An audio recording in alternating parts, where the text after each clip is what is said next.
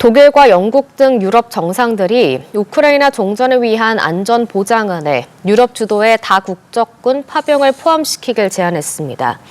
이들은 현지 시간 15일 볼로디미르 젤렌스키 우크라이나 대통령과 독일 베를린에서 회동한 뒤 공동 성명을 내고 이 같은 내용을 공개했습니다. 이들은 다국적군이 의지의 연합 틀 안에서 참여 의사를 밝힌 국가들의 기여로 구성되고 미국의 지원을 받는다고 밝혔습니다. 그러면서 우크라이나 군대 재건 등을 지원할 거라고 설명했습니다. 이번 제안은 우크라이나가 종전의 조건으로 서방의 집단 방위를 요구하는 상황에서 나온 만큼 평화협상 체결의 돌파구가 될지 주목됩니다. 우크라이나가 수중 드론으로 러시아 잠수함을 폭파했다고 밝히자 러시아가 정면 반박에 나섰습니다. 종전 논의가 무색하게 크리스마스 휴전 가능성까지 일축하며 한치도 물러서지 않는 모습입니다. 최진경 기자입니다. 항구의 정박한 선박들 사이로 순식간에 거대한 물기둥이 치솟습니다.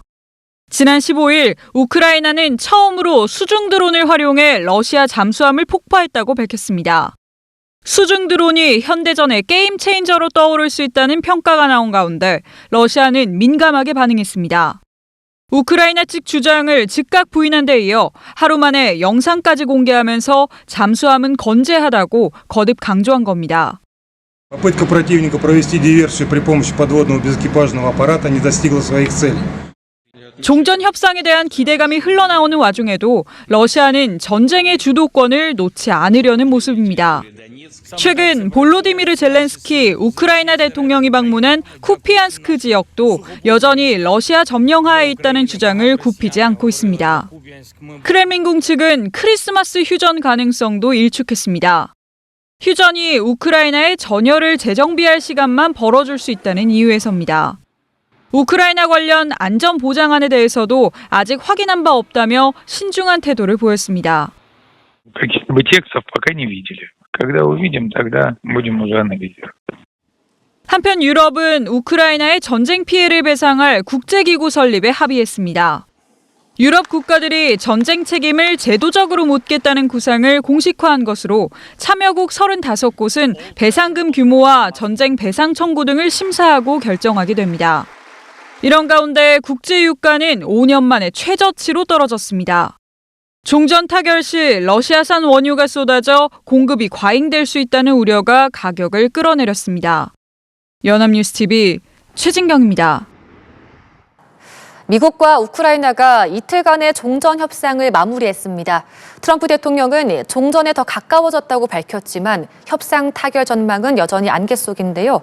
유럽연합은 러시아를 겨냥한 추가 제재에 나서는 등 압박 수위를 높였습니다. 최진경 기자입니다.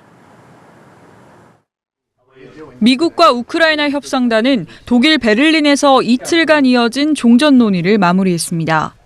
도널드 트럼프 미국 대통령은 또다시 종전 가능성을 자신했습니다. And I think we're closer now than we have been ever. And we'll see what we can do. We want to save a lot of lives. 양측은 이번 협상에서 특히 우크라이나의 안전을 보장하는 방안을 두고 한 걸음 더 나아갔습니다. 미 당국자도 우크라이나가 나토 헌장 5조와 유사한 집단 방위를 보장받을 수 있음을 시사했습니다. 다만 우크라이나 돈바스 지역 영토 양보 문제만큼은 여전히 입장이 엇갈리는 모양새입니다. Я вважаю, що питання території воно болюче. Бо Росія хоче те, що вона хоче, і можна не йти далі, бо це довгий діалог. 우크라이나군이 줄어들길 바라는 러시아 측은 우크라이나가 나토에 가입하지 않는 게 평화적인 대화의 초석이 될 수 있다고 평가했습니다. 우크라이나의 유럽연합 가입도 크게 문제 삼지 않는 걸로 전해졌습니다. 이런 가운데 러시아의 압박 수위를 높이고 있는 유럽연합은 러시아를 돕는 그림자 선단을 겨냥한 제재 목록에 개인 17명과 법인 6곳을 추가했습니다. 우크라이나는 처음으로 수중 드론을 이용해 러시아의 잠수함을 타격했다고 밝히면서 종전 논의는 또 미뤄지는 분위기입니다. 연합뉴스TV 최진경입니다. 전 세계 주요 소식을 빠르게 전해드리는 글로벌 오늘입니다.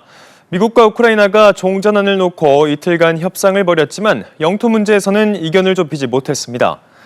볼로디미르 젤렌스키 우크라이나 대통령은 현지 시간 15일 독일 베를린에서 한 기자회견에서 안전보장과 관련해 진전이 있었다며 군이 작업 중인 세부 사항을 봤는데 초안이지만 좋아 보인다고 말했습니다. 다만 우크라이나가 러시아의 요구대로 돈바스를 전부 내줄지를 두고는 협상에 큰 진전이 없었던 것으로 확인됐습니다. 로이터 등 외신은 영토 문제가 여전히 해결되지 않았으며 우크라이나 대표단은 추가 논의가 필요하다는 입장이라고 보도했습니다.